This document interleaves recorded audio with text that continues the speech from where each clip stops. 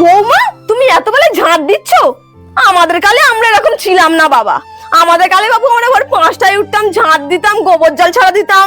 আর এখনকার বৌমাগুলো সব 9টা 10টার সময় উঠবে আর ঘর ঝাঁট দেবে, যত সব।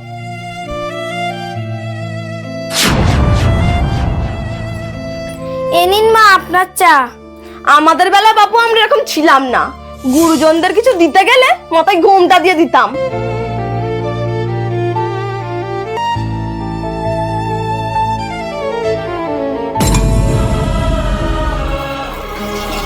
বৌমা বেলা 12টা বাজে, তুমি এখন সবজি কাটছো?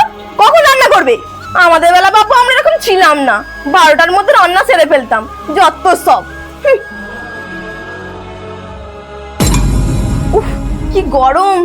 বৌমা পাকা সুইচটা একটু দাও তো।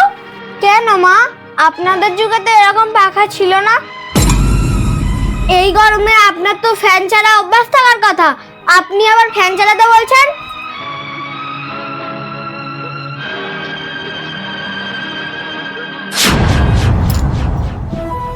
খোকা একটু এদিকে আয় তো।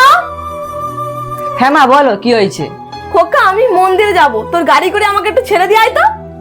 কেন মা, আপনাদের যুগে তো এরকম গাড়ি ছিল না।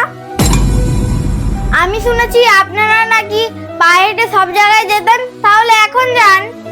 এ খোকা তোর বউ কি বলে রে? কেন মা, ও তো ঠিকই বলেছে।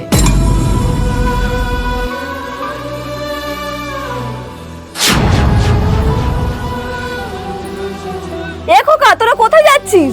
ওর বাবার বাড়ি যাচ্ছি, দুদিন পরে আসবো। তোরা যে চলে যাচ্ছিস, ঘরে তো গ্যাস নেই, আমি কি করে রান্না করে খাবো? তোরা গ্যাস ভরে দিয়ে যা। কেন মা, আপনাদের যুগে তো গ্যাস ছিল না। আপনারা তো উনুনেই রান্না করতেন, তাহলে দুদিন করে নেবেন। এই চলো। শাশুড়ি মা, আপনি বৌমাকে যেমন দেবেন ঠিক তেমনটাই ফেরত পাবেন। অতএব এখন থেকে একটু সাবধানে কথা বলবেন।